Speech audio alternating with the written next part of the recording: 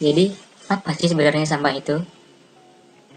Secara umum, manusia menganggap sampah adalah barang sisa dari aktivitas manusia dan keberadaannya mengganggu estetika lingkungan.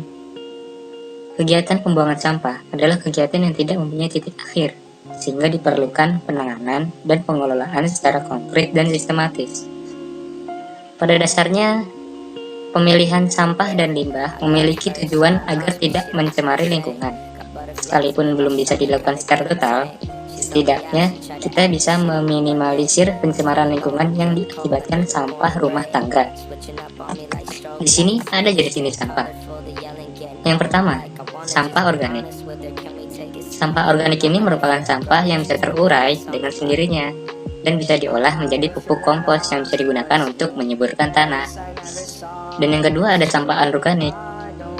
Sampah yang sulit untuk membusuk dan tidak bisa terurai.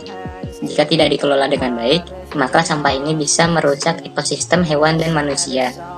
Namun, keberadaan sampah ini bisa diakali dengan cara didaur ulang. Yang ketiga ada sampah B3. Sampah B3 adalah bahan berbahaya dan beracun. Contoh sampah beracun ya seperti limbah rumah sakit, limbah pabrik, dan lain-lain.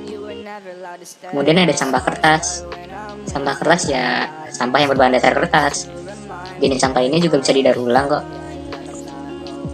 Terakhir ada sampah residu, yaitu ya merupakan salah satu bagian dari karakteristik sampah rumah tangga di mana sampah yang tidak dapat digunakan atau reuse atau diolah kembali yaitu recycle maupun untuk dijadikan kompos. Nah, cara mengelola sampah, pertama, ada mengelola sampah organik. Pertama, penumpukan sampah di salah satu lokasi berarti menumpuk sampah dan membiarkan sampah terurai secara alami. Nah, seperti ini. Biasanya metode sederhana ini dilakukan jika kita memiliki area atau halaman rumah yang luas. Kemudian, pembakaran sampah. Cara ini memang paling cepat dan praktis dalam mengelola sampah. Namun, pembakaran sampah tentu bisa jadi berdampak buruk bagi lingkungan, khususnya berkaitan dengan polusi udara. Ketiga, ada pengomposan. Sebagai cara pengolahan sampah rumah tangga yang terbaik dibanding cara-cara yang lain. Sayangnya banyak orang yang masih enggan untuk melakukan hal ini karena memang terbilang sedikit menyita waktu. Terus ada mengelola sampah anorganik. Pertama, mengurangi penggunaan. Demi kelangsungan kehidupan manusia, kita sebaiknya mulai mengurangi penggunaan barang-barang yang menghasilkan sampah rumah tangga yang anorganik. Misalnya, penggunaan plastik atau wadah makanan sekali pakai. Akan lebih baik jika kita menggunakan wadah-wadah yang bisa digunakan seterusnya. Kemudian, penggunaan kembali.